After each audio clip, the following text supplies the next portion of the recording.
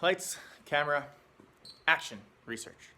This is my methodological reflection about action research, and it's going to be messy, like action research is, but I guess let's get right into it. So I guess I'll share a little bit about my reflection practice.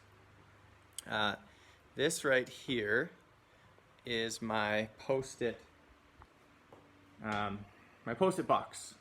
So whenever I have an idea and it's something that I want to work on, I want to plan, I want to act upon, I want to change, something I want to action, these ideas usually come in the middle of the day. So I just write one on a little sticky note and then I put it in my box, in my drawer. So here are my post-its. This one are things that I've thought about, but I haven't planned or acted on. This list here are things that I have thought about and planned, but maybe haven't fully acted upon quite yet. So this big one here, fix phys ed, assessment, plans, rubrics.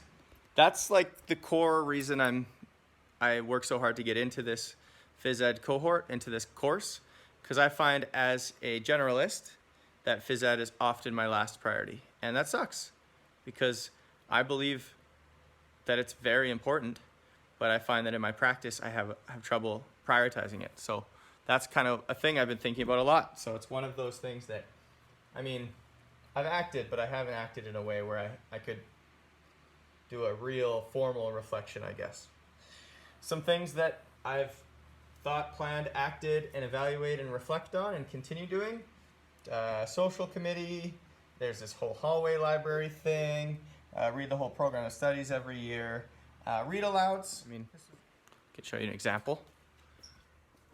This hallway with all these books and nooks, that was one of the ideas that we've actioned and we continue to reflect upon, but it's been really successful. We have a community of readers. They can take books and read in the hallway, and it's a really good use of space. In terms of fixing phys ed, this has been the last maybe 3 weeks, is going on walks in the community. We call it urban exploration, and we are in a great community. And so once a week for Jim, we go on a walk, and we talk about how walking is a lifelong health skill. All right, we're in the mess. I'm jumping around. And that's kind of what is attractive about action research, is that it's definitely more formalized than the post-it system. And for me, it will help me to narrow in my focus, to at least define one of these circles in a more formal way. Question 1, what resonated with you from the readings? First thing that resonated with me was that the goal of action research is to improve my practice. That's what I want, is more effective reflections which improve my practice. So that reached out. The image of the circles, think, plan, evaluate, reflect, repeat, that's great. And the circles inside of circles.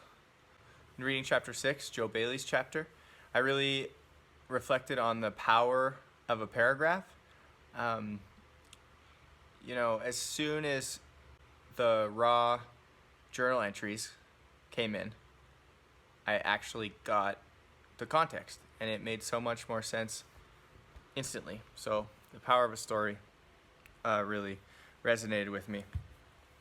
Cook and the idea of purpose in a mess. It's a mess. This video is a mess. The day is a mess, but there's a purpose, and this balance and a purpose is found. I like this cubism thing. There's a comedian on Netflix who talks about cubism and how that was, the time that we realized that there is not one point of view, there's multiple point of views, and that things are always moving. And I look at action research as moving and improving. And this studium punctum piece, I don't think I would use those words, but the concept I resonated. Tacit beliefs are so powerful, and being able to uncover those and reflect on them, I think, is is groundbreaking. And then the good no, transforming teaching identity. The idea of daily practice fostering engagement resonated with me. I think that that's the most effective amount of reflecting. And so where I'm at is trying to find a way to reflect daily in some sort of way that doesn't have to be formal, but keeps a record. Because my current reflections are verbal conversations with trusted colleagues, primarily, and that is very good, but does not bring a record, and maybe is not quite as deep as it could be. Question 2. What immediate, contextual, or practical ramifications emerged? Simply just that as a teacher, I am a researcher, and the visualization of the circle is something that I can think about and immediately. The 5-piece think, plan, act, evaluate, reflect. It's the same, like design thinking I think is quite similar, except it's like ideate, empathize, ideate, design, implement, reflect, or whatever. To me it's the same process, whatever you call it. And so, yeah, I think act, reflect to me means the same thing. But I think it could be argued that I miss something when I conglomerate think and plan with evaluate and reflect. But that's just me. Think, do, reflect. Okay. Question 3. Why and how might you use this methodology for your own reflective practice? For me, it would be all about prioritization and setting a specific topic. And I think I still need to learn more about the how. I've read some, and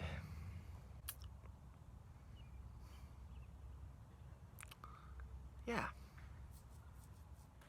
Question 4.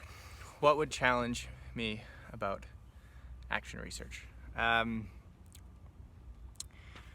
think the biggest challenge, and it's my biggest challenge in general, is prioritizing effectively while doing the day-to-day job as a teacher. I have no shortage of ideas, but I do have a shortage of time, implementation, and follow-through, and reflection.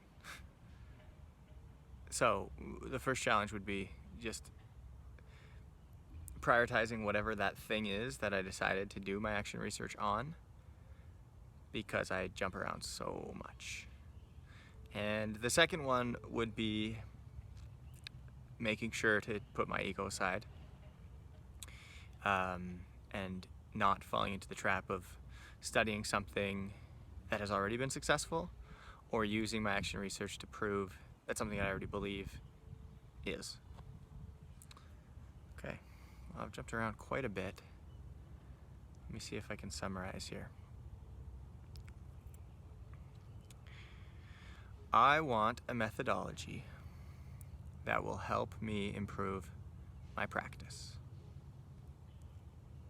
Action research is the methodology that has the most focused goal orientation as compared to narrative, inquiry, or self-study of practice. It has the most personal orientation, can really focus on myself as compared to autoethnography, similar to self-study of practice, but it's the combination of researching myself to improve my own practice. No, that's it. researching myself to improve my own practice. So that begs the question, why am I making a video that I'm going to share with a professor, and why am I taking a course? Because when you talk about effectiveness, for it to be research, does it not have to be able to help others? And I'm still struggling with that.